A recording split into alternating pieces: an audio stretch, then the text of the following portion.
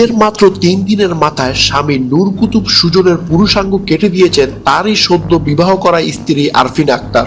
ঘটনাটি ঘটে 11 জুলাই মঙ্গলবার দুপুর লালমনিরহাটের আদিতমারী উপজেলার পলাশী ইউনিয়নের মদনপুর গ্রামে। ওই নববধূ তার প্রাথমিক স্বীকারোক্তিতে জানান তার আগের প্রেমিকের প্রতি ভালোবাসার কারণেই এই কাজটি তিনি করেছেন। চলুন তাহলে এই মারাত্মক ঘটনার কারণ বিস্তারিত জেনে নেওয়া যাক।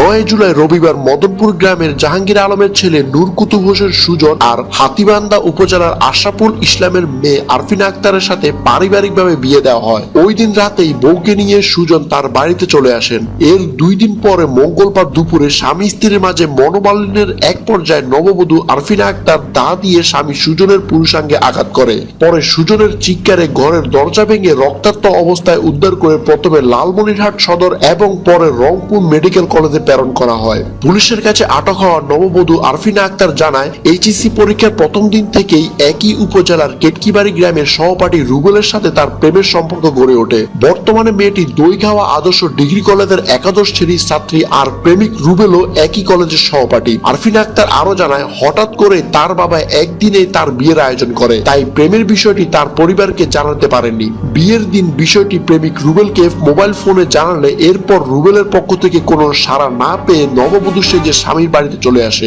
মঙ্গলবার দুপুরে তার স্বামী জোরপূর্বক দৈহিক সম্পর্ক করতে চাইলে এতে ক্ষিপ্ত হয়ে আরফিনা দা দিয়ে পুরুষাঙ্গে আঘাত করে বলে জানান তিনি।